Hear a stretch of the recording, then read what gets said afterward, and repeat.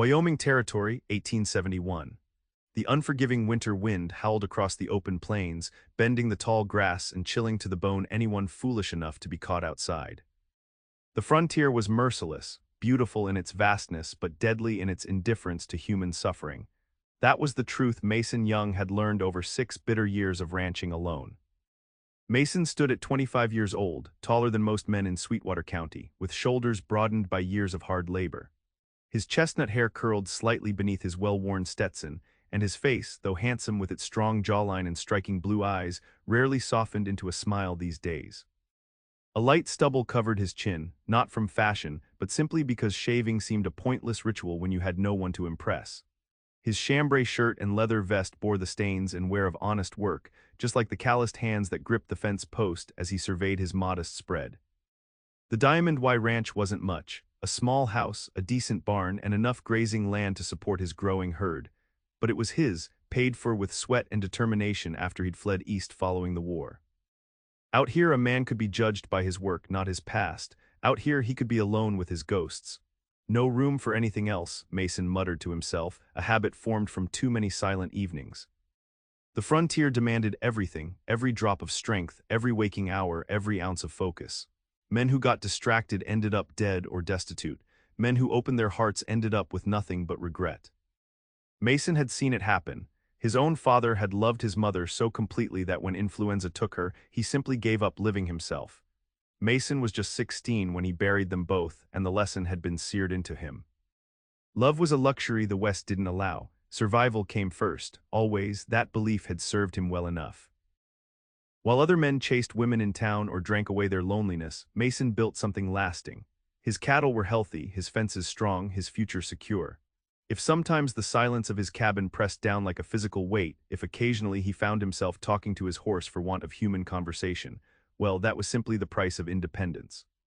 But independence had never felt quite so hollow as it did today, watching the wagon train roll slowly past his northern boundary. They'd been appearing more frequently these days, settlers heading west to stake their claims, families with dreams bigger than their common sense. Mason usually paid them little mind, but something about this particular procession caught his attention. A woman's voice, bright and clear, singing an old hymn he hadn't heard since childhood. The sound carried on the wind, slipping through his defenses before he could shore them up. Despite himself, Mason nudged his gelding closer to the wagon train's path, telling himself he was merely being neighborly by checking if they needed directions. The singing grew louder as he approached, and then he saw her. She sat on the wagon bench, auburn hair escaping from beneath a simple bonnet, the late afternoon sun catching the strands and turning them to living flame. Her dress was practical travel attire, dusty blue calico that had seen better days, but she wore it with a dignity that made it seem finer than it was. She couldn't have been more than 22, but there was a composure to her that spoke of someone who had weathered storms. Mason realized he'd stopped his horse and was staring only when the woman's song faltered, and she turned to meet his gaze directly. Her eyes, as green as spring grass after rain, widened slightly at the sight of him. For one suspended moment, they simply regarded each other across the distance. "Good afternoon," she called, her voice carrying a hint of the east in its cadence. "Is this your land we're passing through?" Mason cleared his throat. "Yes, ma'am, Diamond Y Ranch, you folks headed to Sweetwater." "Eventually," she replied, setting aside her mending. "I'm Madeline Walsh. We lost our guide 3 days back, took a fall from his horse and broke his leg. Would you happen to know if there's a doctor anywhere nearby?" Before Mason could answer, the wagon lurched sideways. The right front wheel had caught in a prairie dog hole, tilting the entire vehicle at a dangerous angle. The horses panicked, lurching forward, and suddenly Madeline was sliding from her seat with a startled cry. Mason spurred his horse forward without thought, reaching her just as she tumbled. He caught her around the waist, hauling her up against him as the wagon continued its unsteady progress for several yards before the driver managed to halt the team. For a brief moment, Madeline Walsh was pressed against him, her hands gripping his shoulders, her face inches from his own. She smelled of lavender soap and wood smoke, and her eyes held a startling directness that made Mason acutely aware of how long it had been since he'd touched another human being. "Thank you," she breathed, steadying herself. "That was quite the rescue." Mason set her carefully on her feet, backing away as if burned. "Just happened to be close by," he muttered, adjusting his hat. "You all right?" I am, thanks to you. She brushed dust from her skirt with practical movements. Not the first mishap on this journey and likely not the last. A man was hurrying toward them from the front of the wagon train, gray-haired, portly, with the harried look of someone carrying too much responsibility. Maddie, are you hurt? I'm fine, Uncle Thomas. This gentleman caught me. She turned to Mason with an expectant look. Mason Young, he supplied reluctantly. Mr. Young was just about to tell us if there's a doctor nearby, Madeline explained. Our guide. Broke his leg, yes. The older man sighed heavily. Plus we've got fever running through 2 families, supplies running low, and now a broken wagon wheel. God is certainly testing our resolve. Mason shifted uncomfortably. This wasn't his problem. These settlers weren't his responsibility. The smart thing, the thing he'd always done, was to give directions to town and ride away. Instead, he heard himself saying, town's still a good day's journey south. Your guide won't make it comfortably in a wagon on these trails. Dr. Jensen's a good man, but he won't thank you for destroying his patient before arrival. He hesitated, then committed to the madness. My ranch is just over that rise. You can make camp there tonight. It's sheltered, has good water. I can ride for the doctor myself. The relief on both their faces made something twist in Mason's chest, something that felt dangerously like connection. The Lord provides, Thomas said fervently. We accept your Christian charity with grateful hearts. Mason wanted to explain it wasn't charity, just basic human decency, but Madeline's smile stopped the words in his throat. It transformed her face from merely pretty to genuinely beautiful, warming those green eyes in a way that made him feel suddenly, inexplicably, like he'd done something right in a world full of wrongs. We won't impose longer than necessary, she promised, and we can pay for your trouble. No need, Mason said gruffly, already regretting his impulsive offer. I'll show you where to set up. As he rode ahead to guide the wagon train, Mason told himself this was temporary. Just one night of disruption, and then they'd move on. These people, with their dreams and their ailments and their broken wheels, would continue west, and he would return to his solitary existence. What he couldn't explain was why that thought now left him feeling emptier than before. By nightfall, the settlers had established a surprisingly organized camp near Mason's Creek. There were 12 wagons in total, representing 9 families from Pennsylvania seeking new beginnings in Wyoming Territory.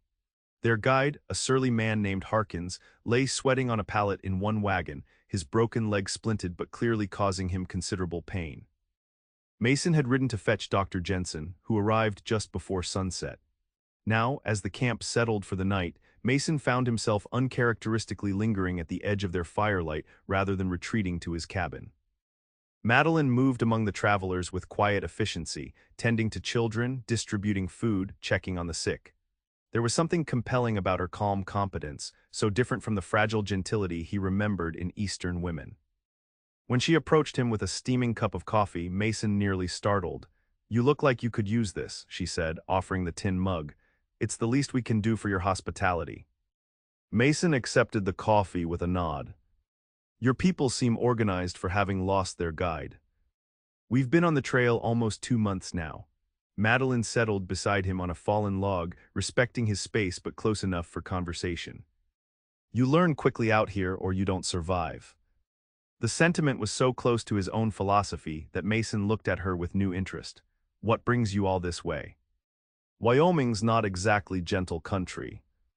Madeline gazed into the fire. The same thing that brings most people west, I suppose, a fresh start. After the war, Pennsylvania felt crowded with ghosts. She glanced at him. My father and brothers didn't come home from the fighting. My mother passed last year. Uncle Thomas, he's really my father's cousin, suggested I join their settlement party. He said the West needs teachers. You're a teacher, Mason couldn't keep the surprise from his voice. She smiled slightly. Is that so difficult to believe? No, it's just, Mason hesitated. Teaching's important work. Civilized work. And you don't consider Wyoming Territory civilized? There was a challenge in her tone, but curiosity too. Mason looked around at the vast darkness beyond their firelight. The land doesn't care about civilization. Out here, nature has the final word. Perhaps, Madeline agreed, but I've noticed nature has more respect for those who work together than those who stand alone. The observation hit uncomfortably close to home. Mason shifted, changing the subject. Where's your settlement planning to establish? There's a valley about 30 miles northwest of here, government land grants. She studied him over the rim of her cup. Have you been in Wyoming long, mister? Young. 6 years came west after Appomattox. You fought, her voice softened with understanding. Mason nodded once, not elaborating. Those were memories he kept locked away, along with everything else from before. It changed everyone who survived it, Madeline said quietly. Sometimes I think the whole country is still trying to find its way home after such destruction. Home, the word stirred something painful in Mason's chest. He'd built a house, established a ranch, but he wasn't sure he'd found a home, wasn't sure he even remembered what that felt like. Some things can't be rebuilt, he said finally. Madeline's gaze was steady. I don't believe that. Different perhaps, but not impossible. Before Mason could respond, Dr. Jensen approached, wiping his hands on a cloth. Your guide will live, though that leg needs proper rest. I've tended to the others with fever, nothing serious, just trail sickness. They should recover with a few days' rest. He looked pointedly at Mason. Ideally, they shouldn't move camp immediately. Mason knew what the doctor was suggesting, and everything in him wanted to refuse. These people weren't his problem. He'd already done more than most would, offering his land for one night. But when he glanced at Madeline, seeing the worry etched in her face despite her composure, something cracked in his carefully constructed isolation. They can stay until the sick are well enough to travel, he said gruffly. I've got pasture enough for their stock. The relief in Madeline's expression shouldn't have mattered to him. The grateful squeeze she gave his arm shouldn't have left his skin tingling. And he definitely shouldn't have lain awake that night in his too-quiet cabin, wondering what it might be like to hear her singing every day instead of just in passing. 3 days stretched into a week. The guide's leg needed more time to heal, the fever patients were recovering slowly, and a spring storm had mudded the trails, making wagon travel treacherous. Mason told himself he was merely being practical by allowing the settlers to remain. It would be poor Christian charity to force them out in such conditions. If he found himself inventing reasons to visit their camp, if he lingered over conversations with Madeline longer each day, well, that was just neighborliness. On the 8th morning, Mason rode out at dawn to check his northern fence line, trying to restore some normalcy to his disrupted routine. He was inspecting a loose post when hoofbeats approached from behind. Turning, he was surprised to see Madeline riding toward him, managing a sturdy mare with unexpected skill. She wore a split riding skirt and a man's work shirt, her auburn hair braided down her back. The morning sun caught her profile as she drew near, and Mason found himself staring at the determined set of her jaw, the straight line of her shoulders. "Mr. Young," she called, slowing her horse. I hope I'm not intruding. Mason pushed his hat back. Not at all, didn't realize you rode. My father believed girls should know how to handle horses, she dismounted with practiced ease, though I admit it's been some time. Uncle Thomas thought I should explore the area since we're delayed, learn the lay of the land. It's dangerous to ride alone, Mason said, then immediately regretted his lecturing tone. To his surprise, Madeline laughed, a genuine sound that transformed her face. I'm hardly alone if I've found you, am I? The logic was impeccable, and Mason found himself smiling despite himself. I suppose not. What are you doing? She asked, nodding toward the fence post. Maintenance, winter's hard on fencing. He demonstrated the loose connection. If you don't stay ahead of repairs, you'll lose cattle. May I help? When he looked skeptical, she added, I'm stronger than I look, mister. Young. Mason, he corrected automatically. No one calls me Mr. Young except the banker in town. Her smile widened. Mason then, and I'm Madeline, not Miss Walsh.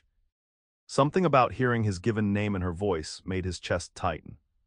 He handed her a hammer, mostly to distract himself. Hold this steady while I align the post. They worked together for nearly an hour, moving down the fence line making repairs. Madeline was indeed stronger than she appeared, and though her technique lacked refinement, her determination made up for it.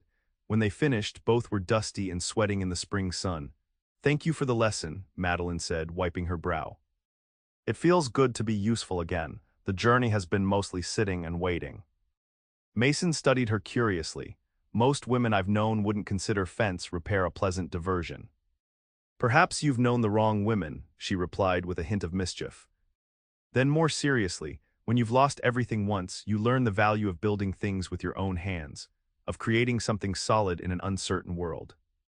The words resonated so deeply with Mason's own unspoken failings that for a moment he could only stare at her. How could this woman he'd known for barely a week understand what had driven him all these years? "There's a spot up ahead," he said suddenly. "Best view on the property. Would you like to see it?" Madeline's eyes brightened. "Lead the way." They rode together to a gentle rise that overlooked the valley. Below them, the Diamond Y spread out in greening pastures, the creek winding silver through the center, cattle dotting the landscape like mobile shadows. Beyond, the mountains rose in magnificent tiers, still snow-capped despite the spring thaw. "It's beautiful," Madeline breathed, dismounting to stand at the edge of the overlook. You can see everything from here. "That's why I bought this piece," Mason admitted, joining her. "First time I stood on this spot, I knew this land was going to be mine." How did you do it? She asked. "Build all this from nothing." Mason shrugged, uncomfortable with the admiration in her voice. "Day by day, didn't have much choice after the war, couldn't go back east." "Because of what happened there." He tensed. "What makes you say that?" Madeline's gaze was too perceptive. "You have the same look I see in the mirror sometimes, like you're running from something even when you're standing still." Mason turned away, focusing on the distant mountains. No one had seen through him so clearly in years, and it left him feeling exposed. "We should head back. Your uncle will be wondering where you are." Mason, her hand touched his arm lightly, and he found himself unable to pull away. "I didn't mean to pry. We all have pasts we don't wish to revisit." The understanding in her voice undid him more than accusations ever could. "It's not," he stopped, tried again. "I was a different man back then. Did things in the war I can't undo." "None of us can undo the past," Madeline said softly. "We can only decide what to do with the days we have left." Such simple words, yet they penetrated the armor he'd built around himself. Mason looked at her, really looked, and saw no judgment in those green eyes, only a reflection of his own hard-earned wisdom. "What did you decide to do with your days?" he asked, his voice rougher than intended. A small smile curved her lips. "To build something new, to teach children who might otherwise grow up without learning, to find somewhere that feels like home again." She gestured toward the valley. "I think Wyoming might be that place." Home again, the concept seemed simultaneously foreign and achingly familiar to Mason. He hadn't allowed himself to think in those terms for so long. Before he could respond, a distant shout caught their attention. Looking toward his ranch house, Mason saw a rider approaching at speed. "Something's wrong," he said, already moving toward his horse. "We need to go." They rode hard back to the settlement camp where Thomas Walsh was pacing anxiously. When he spotted them, relief flooded his features. "Thank the Lord." "The men checking the trail just returned. There's a band of raiders working their way toward us. They've hit 2 other settler groups already." Mason's mind shifted immediately to defense. How many? 7 or 8 from what our scouts could tell. Armed and dangerous, they took supplies, horses, even personal belongings. Madeline had gone pale but remained composed. "Are they following our trail specifically?" "No, seems they're just working this area. But we're vulnerable with the injured and sick." Mason made a quick decision. "Get everyone into my barn and house. It's more defensible than wagons. I'll ride for the marshal." "The nearest law is a day's ride," Thomas protested. "They could be on us by nightfall." "Then we prepare to defend ourselves," Mason said grimly. "How many men among your group can handle weapons?" As they discussed defense plans, Mason was struck by how quickly his solitary existence had been upended. A week ago, these people had been strangers passing through. Now he was planning to risk everything to protect them, to protect her. The realization should have alarmed him. Instead, it crystallized something that had been forming since the moment he heard Madeline's voice carried on the wind. His isolation had never been the strength he pretended, it had been a prison of his own making. As the settlers hastily relocated to Mason's more defensible buildings, he found himself working alongside Madeline, directing families, organizing supplies. They moved together with an unspoken coordination, anticipating each other's needs without discussion. "You're good at this," he observed as they stacked barrels to create a barricade at the barn entrance. "So are you," she countered, passing him a lantern, "for a man who lives alone." "I wasn't always alone," the admission slipped out before he could stop it. Madeline paused, studying him. "Family." Mason nodded, focusing on securing the barricade. parents, younger sister, all gone now. I'm sorry, she said simply, and somehow her lack of platitudes made it easier to bear. It was a long time ago, he straightened, surveying their work. That should hold if they tried to force entry. Madeline touched his arm, bringing his attention back to her face. Thank you for helping us. You could have sent us away when the trouble started. No, Mason said, suddenly certain. I couldn't have. The intensity in his gaze must have communicated more than his words, because color rose in Madeline's cheeks. For a moment something electric passed between them, something that had nothing to do with raiders or defenses. Then Thomas called for Madeline's assistance with the children, breaking the moment. As she walked away, Mason found himself watching her go with a strange mixture of confusion and clarity. The woman had somehow slipped past defenses he'd maintained for years, making him question everything he'd believed about his place in the world. The thought should have terrified him. Instead, he felt more alive than he had in memory. Night fell with agonizing slowness. Mason had positioned lookouts and organized the settlers into defensive positions. The women and children were secured in the house, while the men prepared to defend from various vantage points. Guns were cleaned, ammunition distributed, plans reviewed. In the quiet hour before full darkness, Mason found Madeline on his porch, looking out toward the horizon where the sun was setting in spectacular hues of orange and purple. You should be inside with the others, he said, joining her at the railing. I needed a moment of quiet before whatever comes next. She didn't look at him. It's strange. I've spent 2 months crossing the country, facing all manner of hardship, yet this is the first time I've truly been afraid. Mason understood perfectly, because now you have something to lose. She turned to him then, her expression vulnerable in the fading light. Yes, exactly that. The admission hung between them, laden with meaning neither was quite ready to acknowledge. Mason found himself stepping closer, drawn by some force he couldn't name. Madeline, he began, not sure what he intended to say. A shout from the lookout shattered the moment. Riders approaching from the east. Mason's hand went instantly to his gun. Get inside, stay away from windows. Madeline grasped his arm. Be careful. The genuine concern in her voice steadied him. With a quick nod, he turned toward the approaching threat, forcing his mind to focus on the immediate danger rather than the unsettling emotions she stirred. The riders turned out to be Marshal Parker and 3 deputies, responding to the warning Mason had sent via a passing cattle driver earlier that day. The immediate threat receded, but the marshal confirmed that raiders were indeed operating in the area. They hit the Donovan settlement yesterday, Parker explained as they gathered in Mason's front room. Took everything of value and burned what they couldn't carry. We've been tracking them since, but they split up. Crafty bunch. What are our options? Thomas asked, his usual optimism dimmed by the news. You folks can't move quickly with your injured, the marshal observed, and a slow-moving wagon train is exactly what they're looking for. He turned to Mason. Your place is defensible. If you're willing to harbor these people a while longer, I'd advise they stay put until we round up this gang. Mason felt the weight of every gaze in the room. A month ago, even a week ago, he would have balked at the idea of indefinite houseguests disrupting his carefully ordered existence. Now he found himself nodding without hesitation. They can stay as long as needed. The relief on the settlers' faces was evident, but it was Madeline's quiet smile that caught and held his attention. There was something in her eyes, a warmth, an understanding, that made him feel seen in a way he hadn't been in years. Later, after plans were made and the marshal departed to continue his pursuit, Mason found himself alone with Madeline in his kitchen. The settlers had returned to their camp by the creek, comfortable with the marshal's men patrolling the perimeter, but Madeline had stayed behind to help organize supplies. You didn't have to do that, she said, putting away the last of the coffee cups. Offer your home indefinitely. Mason leaned against the doorframe, watching her move comfortably through a space that had never felt particularly his, until he saw her in it. Seemed like the right thing.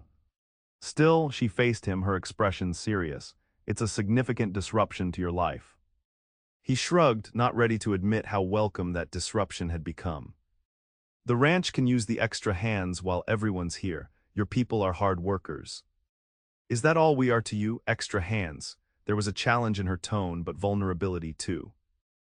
Mason struggled to find the right words. No, not just that. Then what? The directness of her question deserved honesty, however difficult. I don't know exactly, but since you all arrived, this place feels Different.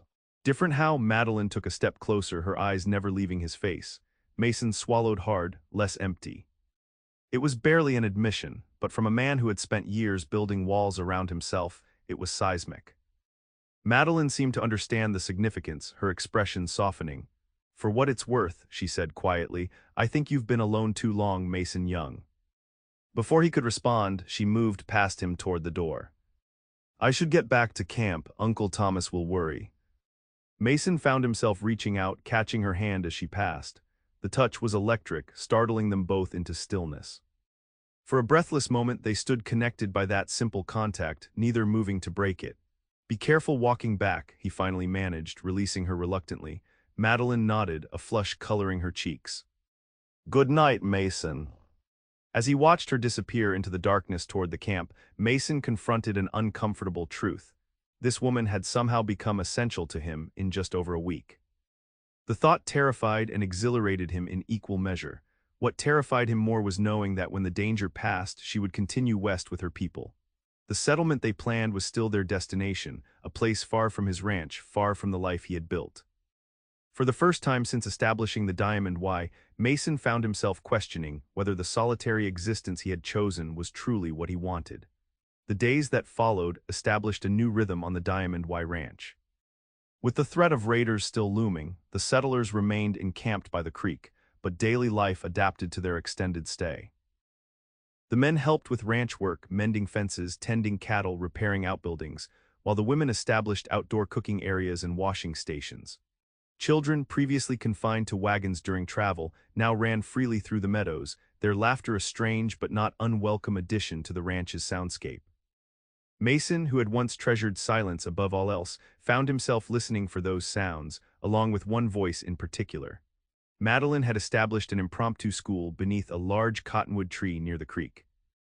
Each morning she gathered the settlement children for lessons, her clear voice carrying across the property as she led recitations or read aloud from dog-eared books.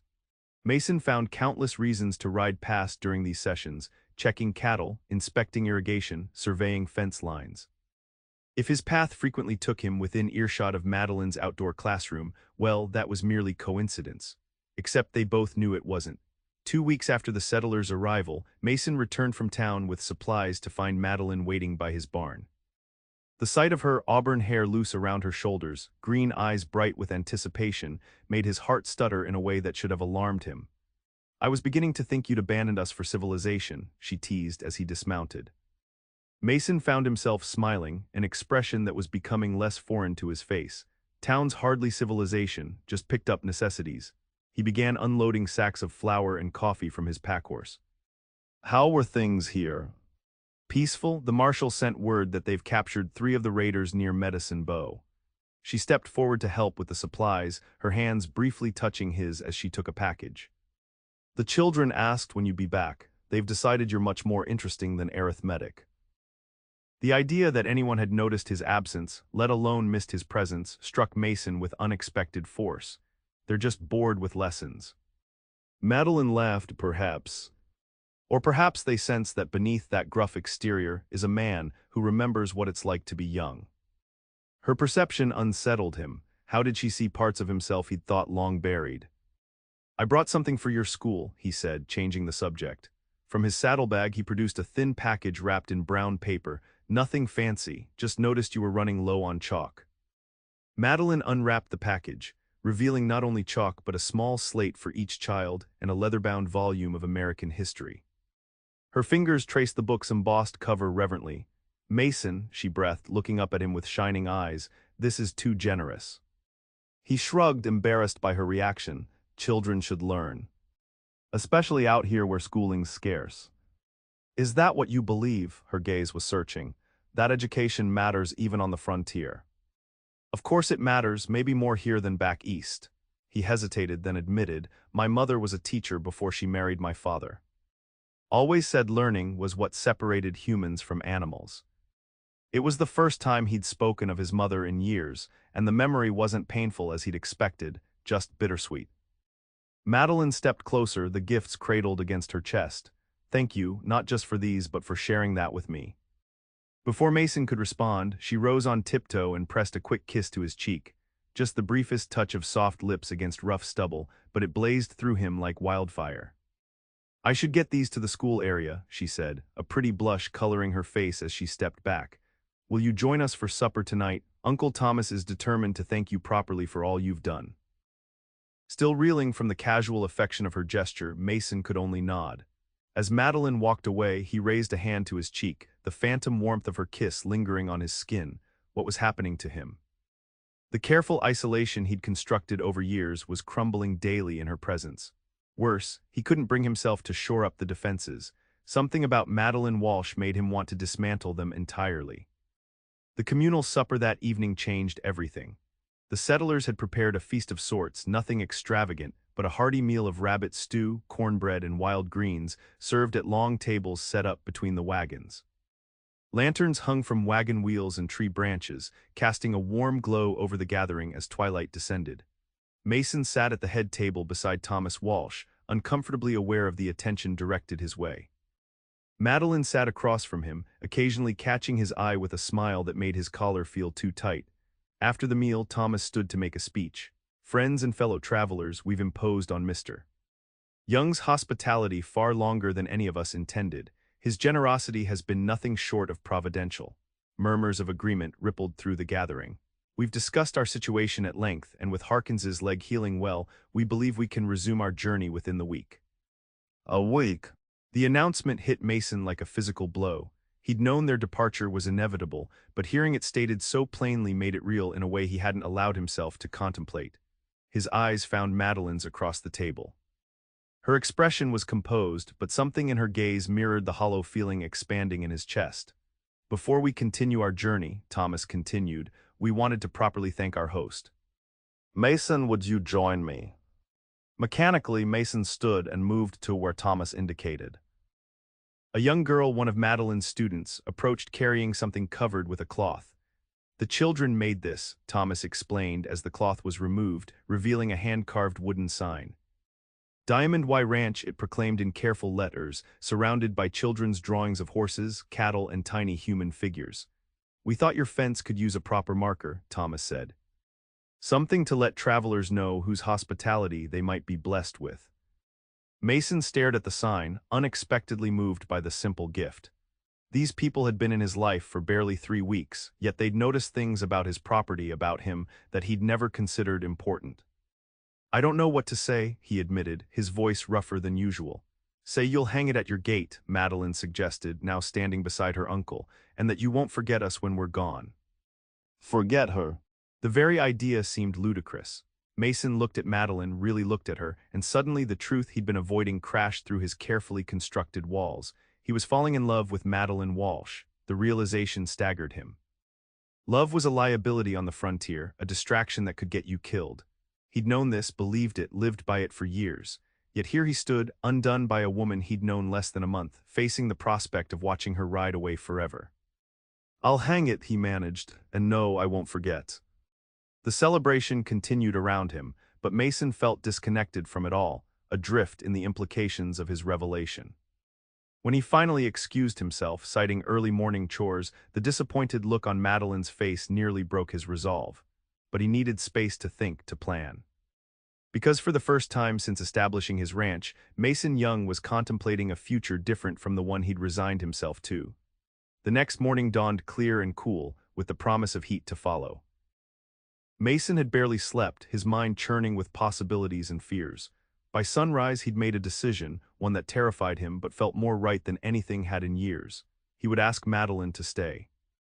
The realization that he might be rejected, that she might choose her planned future over any alternative he could offer, made his stomach twist with anxiety. But the greater fear was letting her leave without ever knowing if something more was possible between them. Mason saddled his horse and rode toward the creek, hoping to find Madeline before her school session began.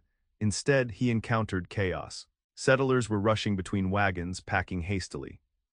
Children were being gathered, livestock corralled. At the center of the activity stood Thomas Walsh, issuing directions with uncharacteristic urgency. Dismounting, Mason grabbed the arm of a passing man. "What's happening?" Raiders hit the Peterson farm 10 miles west last night, the man explained hurriedly. Marshall sent word they're moving this way. We're pulling out while we can, heading south to join up with another wagon train for safety. Mason's blood ran cold. When? Within the hour, no time to waste. Mason pushed through the crowd, searching for Madeline.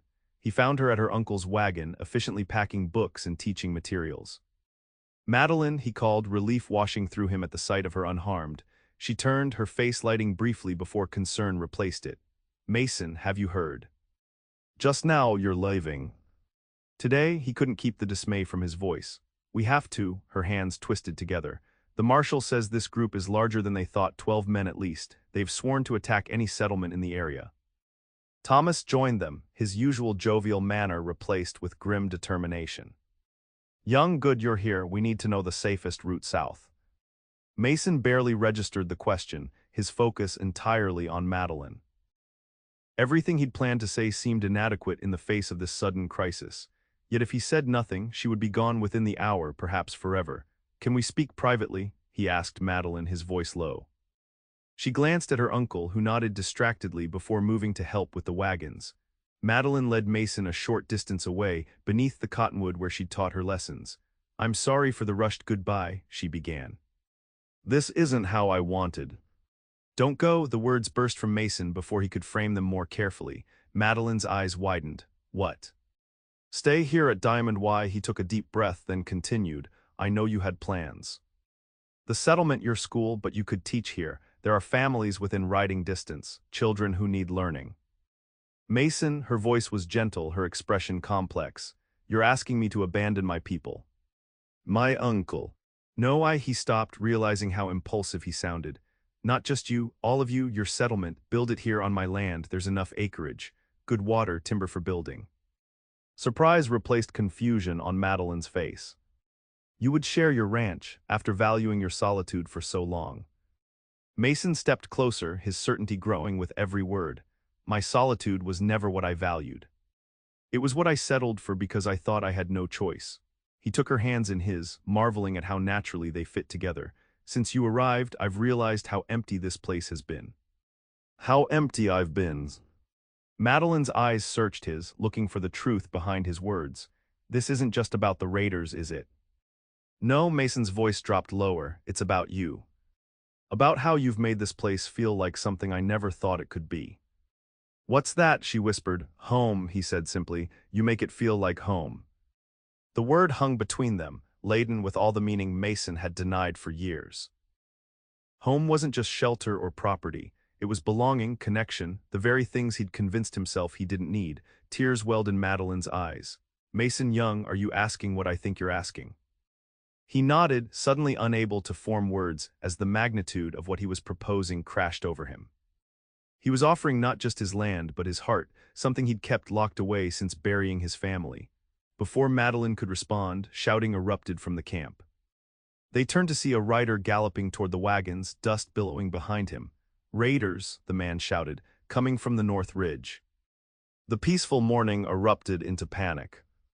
Men reached for weapons, women hurried children into wagons, horses whinnied at the sudden commotion. Mason's protective instincts surged. Get to the house, he told Madeline urgently. It's more defensible. I need to help the others, she protested. Please, he grasped her shoulders. I can't focus if I'm worried about you. Something in his intensity must have convinced her. With a quick nod, Madeline turned toward the house, calling for the children to follow her. Mason strode toward his barn for his rifle, his mind shifting to defense. Whatever happened next, he would protect these people, protect her with everything he had. From the North Ridge, 8 riders appeared, moving fast toward the camp.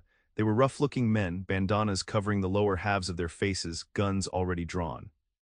Mason recognized their intent immediately. They weren't just after supplies. They meant to leave no witnesses. The settlers, though alarmed, responded with surprising organization.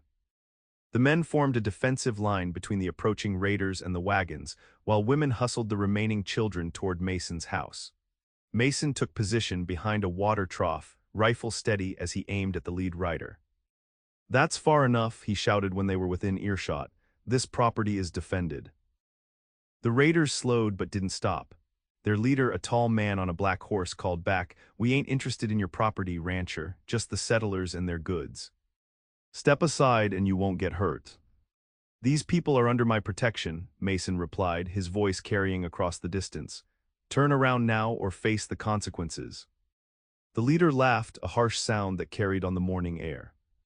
One rancher and a bunch of greenhorn settlers, those ain't odds I'm worried about. Without warning, he fired a shot that splintered the wood near Mason's head. The battle had begun. The next minutes passed in a blur of gunfire and shouting. The raiders charged the camp, clearly expecting easy prey. Instead, they met determined resistance from Mason and the settler men who had positioned themselves strategically around the wagons. Thomas Walsh proved surprisingly capable with a shotgun, while two younger men from the settlement demonstrated skill with rifles that suggested they'd seen combat during the war. 3 raiders fell in the initial exchange, their bodies tumbling from horses that continued running in panic. Mason kept moving, firing with practiced precision whenever a clear shot presented itself. His focus narrowed to the immediate threat: protect the camp, protect the house where Madeline and the children had taken shelter. He was reloading behind a wagon when a shadow fell across him. Looking up, Mason found himself staring into the barrel of a gun held by the raiders' leader, who had somehow circled behind the defensive line. "Told you to step aside, rancher," the man growled. "Now you die for your stubbornness." As the outlaw's finger tightened on the trigger, a gunshot cracked the air. The man jerked, surprise replacing menace on his face as a red stain spread across his chest. He toppled sideways, revealing Madeline standing 20 paces away, a small pistol trembling in her hands. Madeline. Mason scrambled to his feet, rushing to her side as she stared in shock at the man she'd just killed. "He was going to shoot you," she said, her voice distant. I couldn't let him." Mason gently took the gun from her hands. "You saved my life." Around them, the battle was ending. The remaining raiders, seeing their leader fall and facing unexpectedly fierce resistance, retreated toward the ridge, firing wildly as they fled. Thomas hurried toward them, his face ashen when he saw Madeline. "Maddie, are you hurt?" She shook her head, still dazed. "I killed a man." "You protected someone you care about," her uncle corrected gently. "That's not a sin in God's eyes or man's." Mason's arm circled Madeline's shoulders, drawing her against him as the reality of how close they'd come to losing everything sank in. She turned her face into his chest, her composure finally cracking as delayed shock set in. "It's over," he murmured against her hair. "You're safe now." But even as he spoke the words, Mason knew it wasn't entirely true. The surviving raiders might return with reinforcements. The settlement party was still vulnerable, and the conversation interrupted by the attack remained unresolved. Had Madeline been about to accept his impulsive proposal? Or had she been preparing to let him down gently? The uncertainty gnawed at him as they began the grim task of assessing the aftermath. 2 settlers had been wounded, though not critically. One raider was dead, another badly injured and taken prisoner to await the marshal. Property damage was minimal, thanks to the swift response. As the day progressed into evening, an uneasy calm settled over the ranch. Guards were posted, injuries tended, and a somber meal shared. Mason found himself constantly watching Madeline, who moved through the camp with quiet efficiency despite her earlier shock, helping where needed. When she finally approached him as he checked the horses in his corral, Mason felt his heart accelerate. "Uncle Thomas has called a meeting," she said without preamble, "about your offer." Mason blinked in surprise. "You told him?" Of course, her eyes held a question. "Did you think I wouldn't?" I wasn't sure if. He hesitated, then continued carefully. "We were interrupted. I didn't know if you were going to accept or refuse." Madeline's expression softened. "Mason Young, you are a perceptive man in many ways, but sometimes remarkably blind."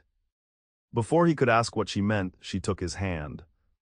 "Come to the meeting, hear what my people have to say."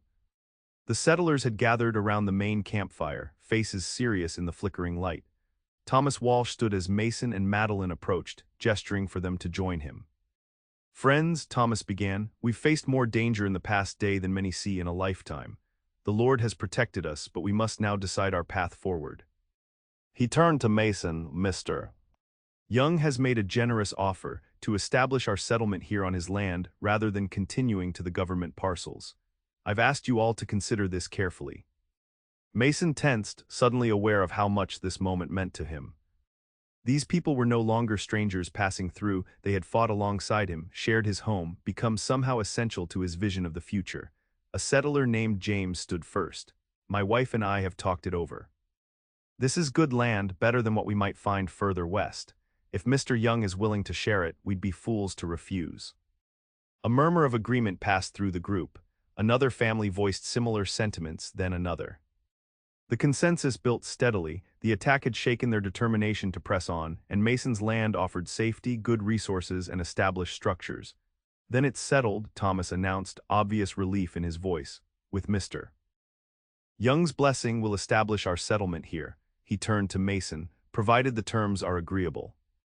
Mason nodded, struggling to contain the emotions threatening to overwhelm him. More than agreeable. We'll work out the details tomorrow, property boundaries, water rights, grazing arrangements.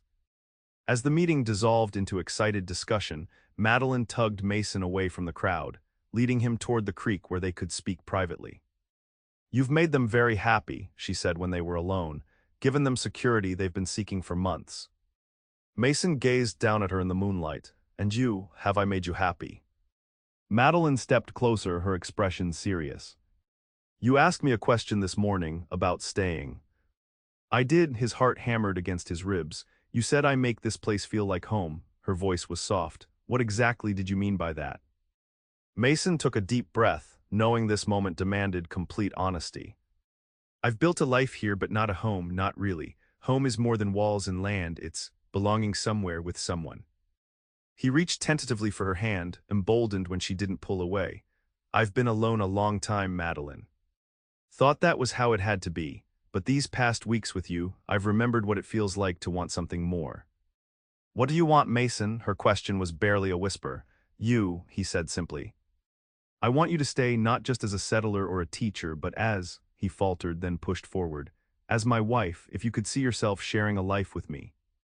In the silence that followed, Mason heard nothing but the rush of blood in his ears and the gentle ripple of the creek beside them. Had he misread everything, moved too quickly, asked too much?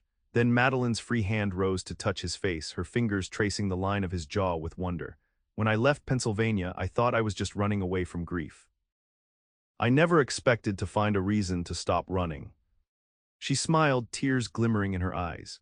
Yes, Mason Young, I will stay as your wife, because somehow in the middle of nowhere, Wyoming, I've found exactly where I belong. Relief and joy crashed through Mason in equal measure.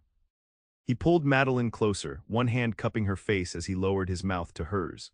The kiss was gentle at first, a question still being asked and answered.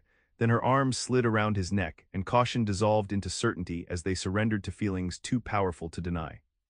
When they finally parted, both breathless, Mason rested his forehead against hers. I never thought I'd find this again, never thought I'd want to. Love has a way of finding us, Madeline murmured, even when we're determined to outrun it. As they walked back toward the settlement hand in hand, Mason looked at the buildings of Diamond Y Ranch, structures that had always been merely functional to him before. Now, with Madeline beside him and the prospect of a community taking root around them, he finally saw what had been missing. It wasn't just a ranch anymore, it was becoming a home. 3 months later, Mason stood on his porch, their porch now, watching as the newly established community of Diamond Creek took shape around the original ranch buildings. 5 cabins had been completed, with 3 more under construction.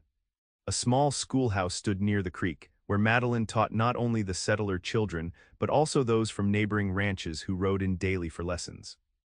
The Diamond Y Ranch sign, carved by the children, now hung proudly at the main gate, though the property itself had expanded as Mason purchased adjacent land to accommodate the growing settlement. What had once been his isolated kingdom was now the heart of a thriving community, and at the center of his own heart was Madeline Young, his wife of 2 months.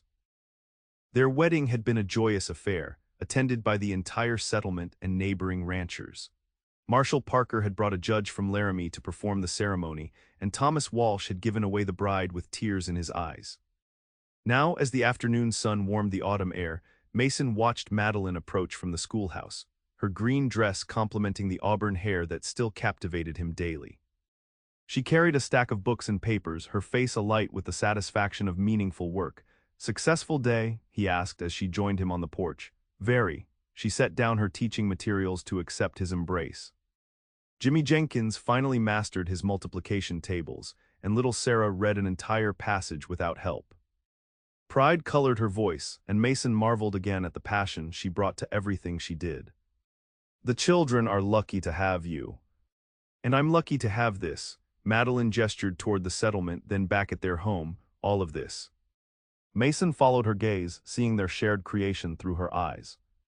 What had once been a lonely outpost was now filled with life, children playing, women tending gardens, men raising barn frames and mending fences. The sounds of community, laughter, conversation, work songs, replaced the silence he'd once thought he preferred. I was wrong, you know, he said thoughtfully, about what matters out here. Madeline looked up at him questioningly. I always thought the frontier demanded isolation. That connection was a weakness. He tightened his arm around her waist. But it's the opposite. Out here we need each other more, not less. She smiled, leaning her head against his shoulder. For a stubborn cowboy, you learn quickly. Had a good teacher. He pressed a kiss to her temple, inhaling the lavender scent that had become as familiar as his own heartbeat. They stood together as the sun began its descent toward the distant mountains, painting the settlement in golden light. Thomas Walsh waved as he passed, leading a team of horses toward the new community barn. Children called to each other in a game of tag between the cabins. This was home, not just the buildings or the land, but the people who shared it, the connections that gave life meaning. Mason turned to his wife, taking both her hands in his. I love you, Madeline Young. The words, once impossible for him to imagine speaking, now came as naturally as breathing. She rose on tiptoe to kiss him, her answer clear in the warmth of her lips against his. And I love you, she whispered when they parted, my stubborn, wonderful cowboy who finally showed me what home really means. As twilight settled over Diamond Creek, Mason Young led his wife inside their house, not to isolation, but to the intimate belonging they had created together. Outside, the community they had built continued its evening rituals, secure in the knowledge that tomorrow would bring another day of shared purpose on this frontier they were taming together. The Diamond Y Ranch had transformed from one man's fortress into many families' haven. And Mason, who had once believed love was a luxury the West didn't allow, now understood it was actually the foundation that made survival meaningful. Home wasn't a place at all. It was finding the person with whom every place became home.